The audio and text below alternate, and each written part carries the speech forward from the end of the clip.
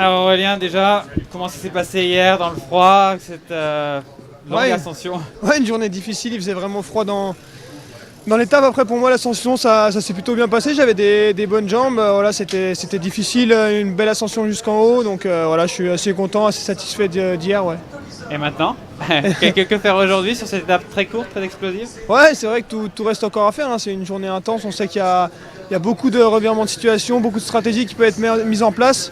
Voilà, ça va être intense, compliqué, les descentes, les montées toute la journée. Donc voilà, on sait que cette étape est très atypique, on la connaît bien, donc faut s'accrocher jusqu'au bout. Ouais. C'est s'accrocher, survivre, ou on peut essayer de tenter quelque chose, faire un coup Ouais, stratégique? ouais, forcément, on sait qu'il y a des périodes de transition entre les bosses qui peuvent être propices.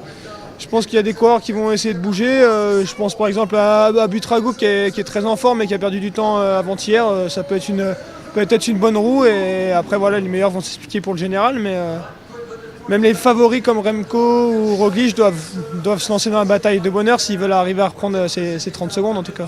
Cette dernière, ce final un peu modifié, c'est une bonne chose pour vous? Je sais pas, avec le final de l'année dernière, on allait beaucoup plus loin dans le col d'Aise, donc c'était plus long d'ascension, mais on avait plus de descente, donc ça favorisait les regroupements. Là, vraiment, au sommet, il restera que 10 km, donc les positions au sommet risquent d'être à peu près les mêmes à l'arrivée, donc voilà, on verra. Merci Aurélien, bonne chance, Voilà. bonne course!